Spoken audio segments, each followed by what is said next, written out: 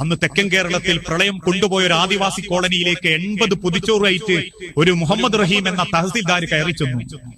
74 ചോറുകളും വിതരണം ചെയ്ത് അദ്ദേഹം ബാക്കി ചോറുമായിട്ട് തിരിച്ചിറങ്ങുമ്പോ പറഞ്ഞു, അവിടെ ഉള്ളവര് ഒരു ചോറ് നിങ്ങളും കഴിച്ചോളി തഹസിൽദാരെ. അദ്ദേഹം പറഞ്ഞു, എനിക്ക് വേണ്ട, നിങ്ങൾ കഴിച്ചോളൂ.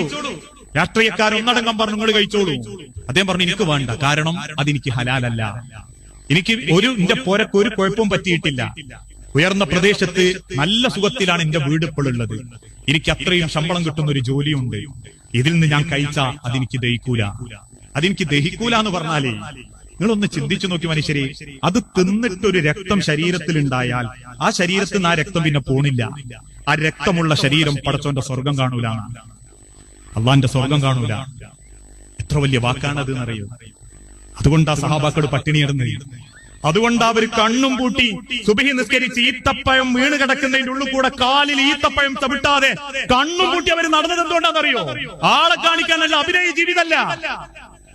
പടച്ചോന്റെ അടുത്തേക്ക് പോകുമ്പോൾ ശരീരത്തിൽ ഒരു തുള്ളി രക്തം ഹറാം ഉണ്ടാവരുത് എന്നുള്ള പേടിയുണ്ടാണ്. അതൊരു മുസ്ലിമിന്റെ മൂല്യ, ശ്രേഷ്ഠമായ മൂല്യ, ഉന്നത മൂല്യാണത്, ഒരു മുസൽമാന്റെ മൂല്യം. ആ തിരിച്ചറിവ് നമുക്കുണ്ടാവണം.